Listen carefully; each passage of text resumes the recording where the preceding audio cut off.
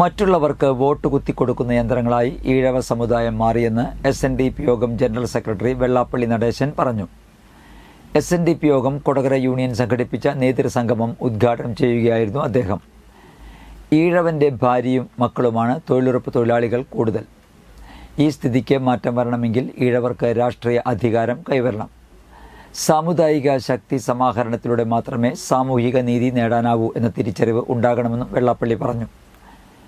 Union vice president PK Sugathan അധ്യക്ഷത വഹിച്ചു. Doctor Ashwini Dev Thanthri, union secretary KR Dineshan, Anoop K Dineshan, Nandakumar Chakkamallissery, NB Mohanan, Suma Shaji, AB Viswambharan Thanthri തുടങ്ങിയവർ പ്രസംഗിച്ചു. നാഷണൽ പോസ്റ്റ് ഡോക്ടറൽ ഫെലോഷിപ്പ് നേടിയ doctor Amal C Rajan, JRF award നേടിയ NB Lakshmi എന്നിവരെ ചടങ്ങിൽ വെള്ളാപ്പള്ളി നടേശൻ ആദരിച്ചു. ബാക്കിയുള്ളവർക്ക് വോട്ട് കുത്തിക്കൊടുക്കാനുള്ള യന്ത്രങ്ങളായി ഈഴവ സമുദായം മാറിയപ്പോൾ കേരളത്തിൽ സാമൂഹ്യ, രാഷ്ട്രീയ, സാമ്പത്തിക രംഗത്ത് ഈഴവനിടതില്ല. ഈഴവനെല്ലാം തൊഴിലുറപ്പിലാണ്.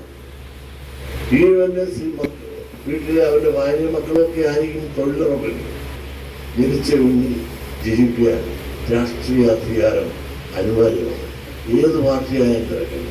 ഇതെല്ലാം മാറി ആണെങ്കിൽ സാമുദായിക ശക്തി സമാഹരണത്തിലൂടെ മാത്രമേ സാമൂഹ്യ നീതി നേടാൻ സാധിക്കൂ എന്ന ആ തിരിച്ചറിവ് നമുക്കുണ്ടാകണം.